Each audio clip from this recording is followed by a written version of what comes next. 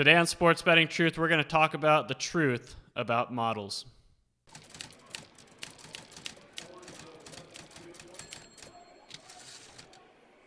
Welcome back to Sports Betting Truth, guys. Today we're going to talk about models and the truth about models because it's been about 18 months since I started this channel and uploaded my first video titled The Truth About Sports Betting.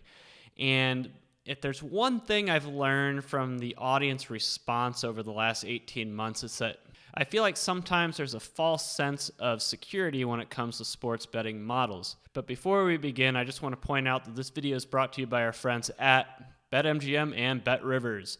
Now, these are 100% legal, regulated, stateside-facing sports books that you can bet on right here in the United States without having to send your money overseas to God knows where.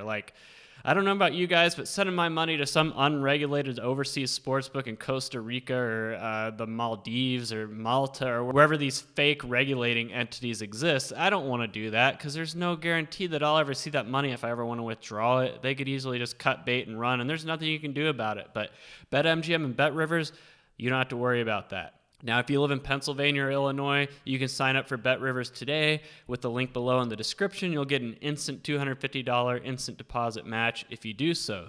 Now, if you live in Tennessee, Colorado, Indiana, Iowa, and now our friends in Virginia, you can sign up with BetMGM with the link below, and their sign-up offer is now you can get a risk-free first bet of up to $600. That's right, a risk-free bet up to $600, no risk involved, so pretty much a free shot if you sign up with BetMGM with the link below. That will be your sign-up offer. Again, 2 legal stateside-facing books without having to worry about any cut and bait or clip shot joints or fly-by-night joints or any overseas unregulated shenanigans that happen with unregulated books.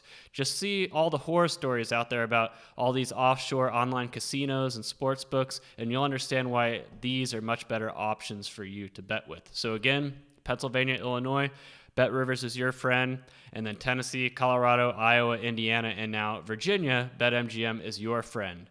Keep your money in the United States if you're a United States sports bettor. Bet with BetMGM and BetRivers. Now, today we're going to talk about, like I said, the truth about sports betting models. And like I said, there's one thing that's kind of rubbed me the wrong way over the past 18 months since I started this channel, and that is I feel like people believe that models equal a guaranteed win. Like if you build a model, you're going to win. You know, that's the equation. No model, you're not going to win. Build a model, you are going to win. That is not the case, guys. And that brings me to the first axiom of this video, and that is a model does not guarantee you're going to be a long-term winner. It just slightly raises your odds. That's right, slightly raises your odds. It does not greatly raise your odds. It just slightly raises your odds.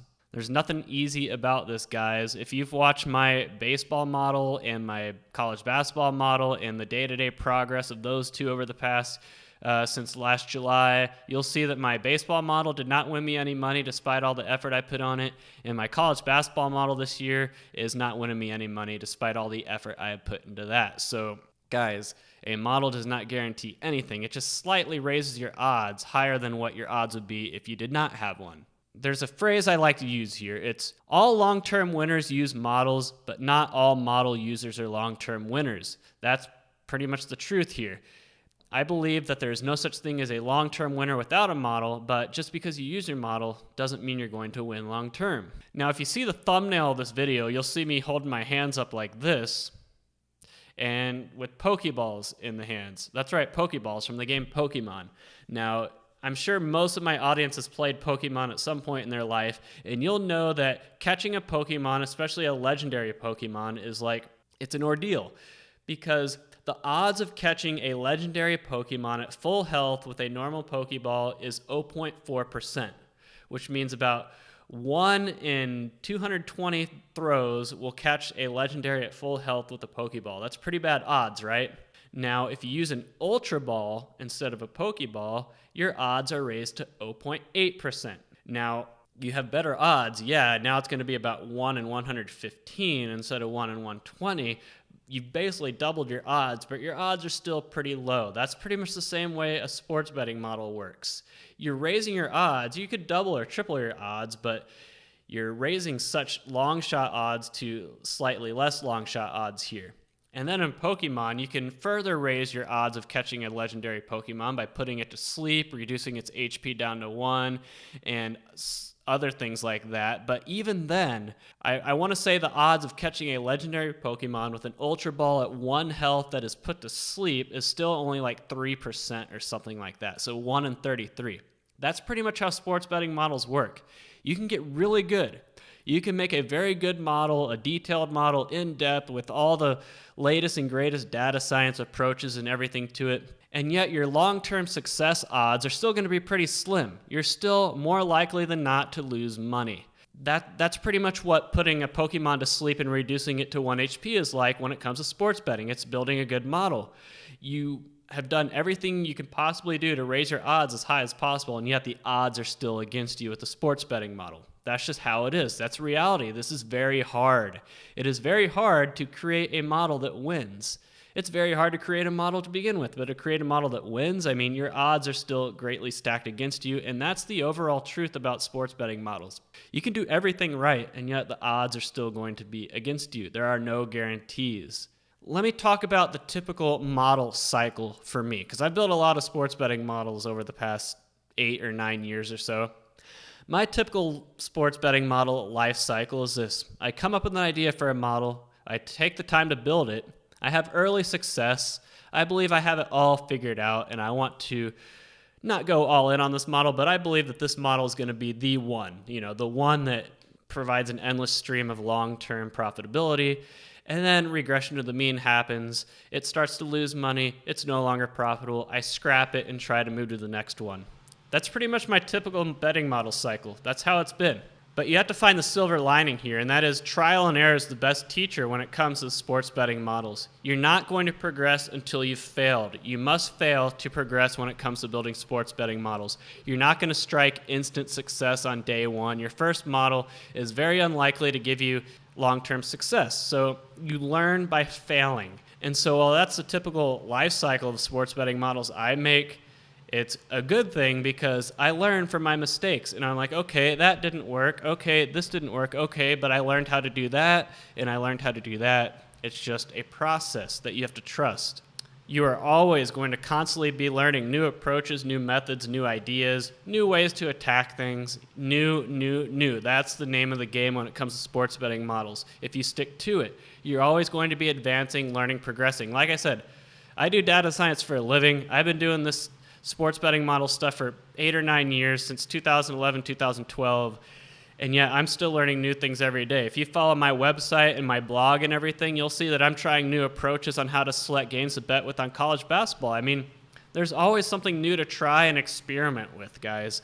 And like I said, if I've been doing this for 8 or 9 years, I mean, I'm still learning new things and new approaches and new methods. It's just a constant, never-ending cycle of trial and error and progression. Which brings me to this next axiom, is that building a successful model takes years, not months, not weeks, not days. It's not like you just sit down at your computer and spend a couple hours building out a model and you're going to find success. No, this stuff takes years, guys. Like I said, I've been doing it 8, 9 years, and I'm still finding new ways, new approaches, trying new things. I mean, yeah, my college football model has showed a profit for 4 straight years, but there's no guarantee it's going to show a profit a 5th straight year, and there's no telling. I might have to go back to the drawing board after next college football season where everything collapses. You never know. Like I said, in order to get to that point in 2017, the first year I used this college football model that's won me money the last 4 years, it took a lot of trial and error to get there from 2011 to 2016. A lot of trial, a lot of error, a lot of success and failure, a lot of learning. Every year I tried something different until I finally found an approach that worked. My college basketball model, on the other hand, it won me money in 2018. It won me money in 2020. This year, it's been a train wreck. I tried some new things this year. I tried to make it better. Who knows, if I stuck with my old approach that I used last year that won me 45 units on the season, maybe I'd be up right now. But I decided to try something different. It hasn't paid out, but I feel like the approach I'm using is more fundamentally sound and advanced than what I was using last year.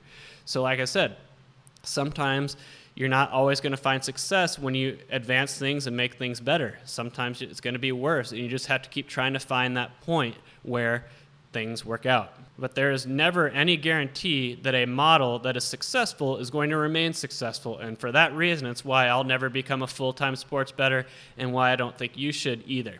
And that brings me to the last axiom of this video, and that is you have to enjoy the process and the grind. Otherwise, you're never going to have the patience to stick it out.